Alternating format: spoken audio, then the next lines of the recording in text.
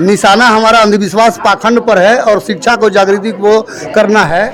मेरा एक ये परिचय, सबसे बड़ा परिचय ये है कि मैं एक धरती की बेटी हूँ और बेटी होने के नाते मेरा ये दायित्व है कि जो हमारे महापुरुषों के विचार है उससे लोगों को मैं जागरूक करूँ, उससे लोगों तक पहुँचाऊँ। पाखंड और अंधविश्वास तो सचमुच ये बिल्कुल ही गलत है। हमारा अप्रोच हमेशा साइंटिफिक होना चाहिए और वैज्ञानिक नज़रिए से जो हो सके वही करना चाहिए। मनुष्य का अगर दुश्मन है तो अंधविश्वास है जी।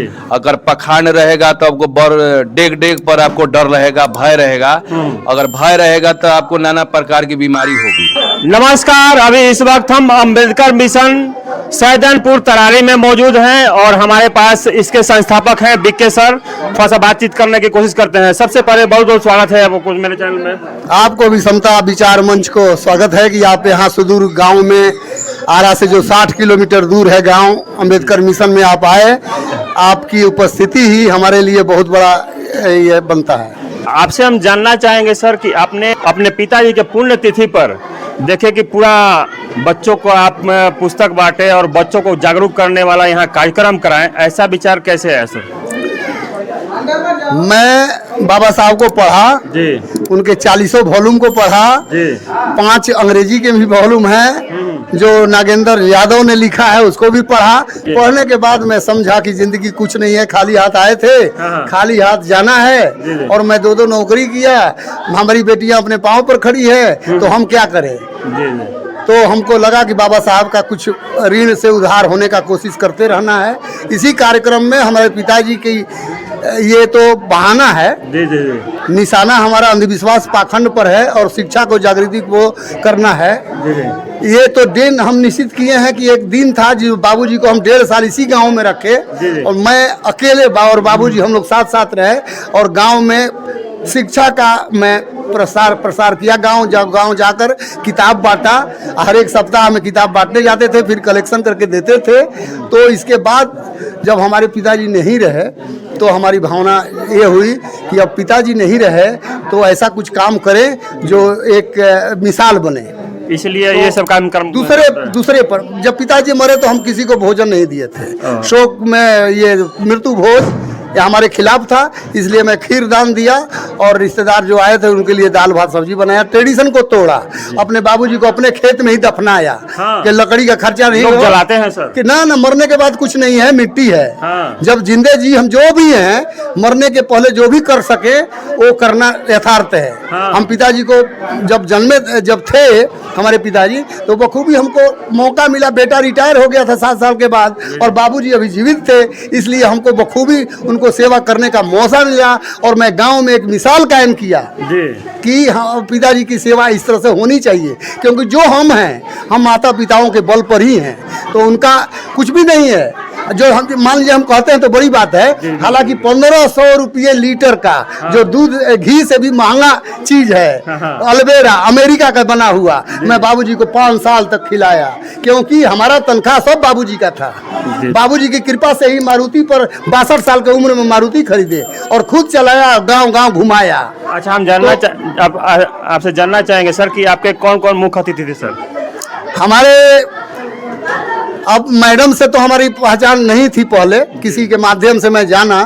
ये जो बता रही थी कि हम लुम्बिनी गए थे देखने के लिए, तो इनका एक हमको वीडियो मिला, तो वीडियो से देख करके मैं प्रभावित हुआ, बहुत कुछ समझा और थोड़ी बहुत इनके बारे में जानकारी हुई किसी के दोस्त के माध्यम से।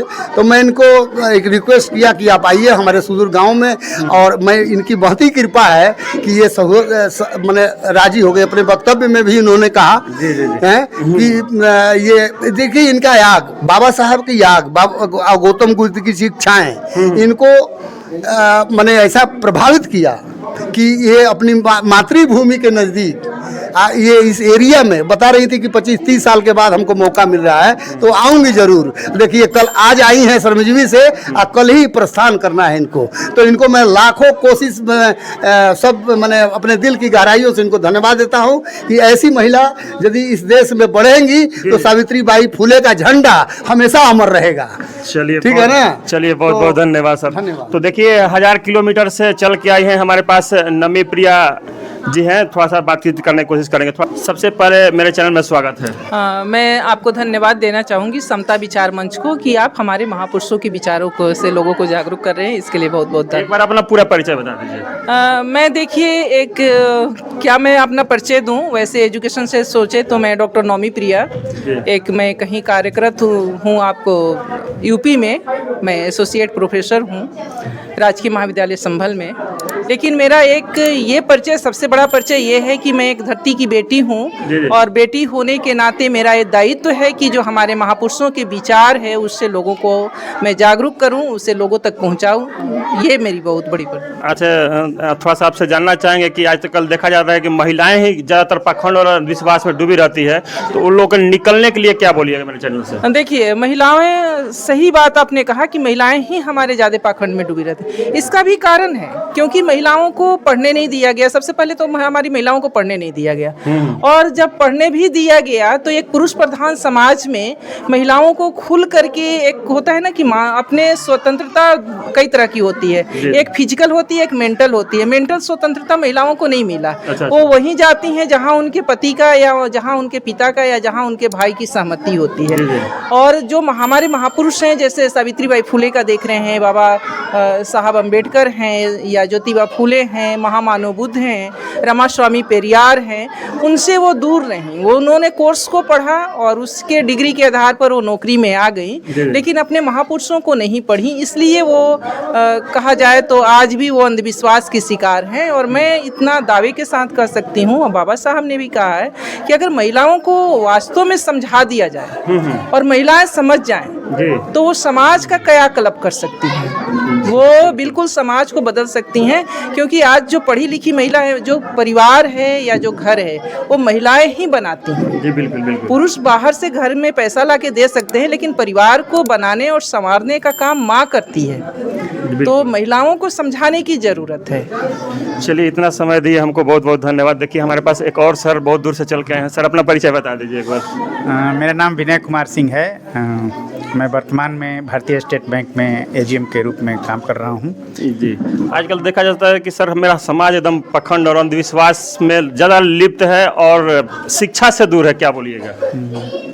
ये चिंताजनक है, ऐसा नहीं होना चाहिए। जी। पाखंड और अंधविश्वास तो सचमुच ये बिल्कुल ही गलत है। हमारा अप्रोच हमेशा साइंटिफिक होना चाहिए और वैज्ञानिक नज़रिए से जो हो सके वही करना चाहिए। तो पाखंड वगैरह तो हमेशा ही विश्वास है, एक अति ज़्यादा, आपको जितनी से संतुष्टि हो रही है जो चीज़ करने से, बस उतना ही तक करना चाहिए।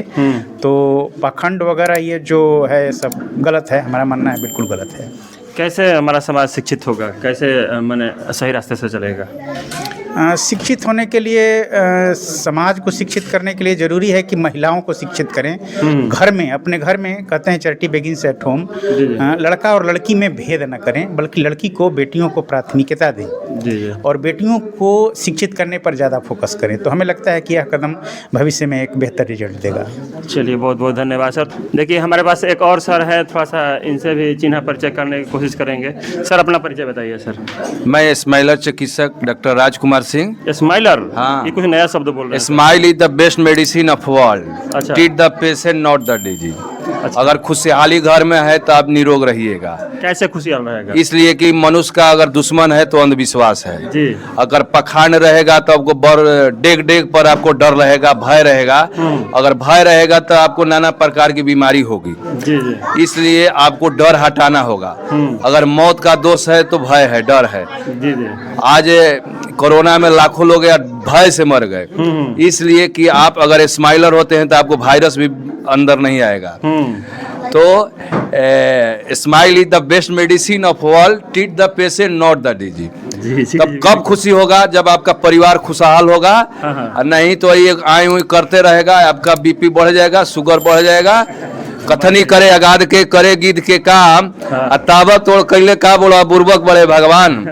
कहानता तो ढेर मिला, गहानता मिला न कोय, गहानता मिल जाए तो दुख काहे के होए। बिल्कुल। इसलिए जय भीम, जय अम्बेडकर, जय हमारे बौद्ध विचार।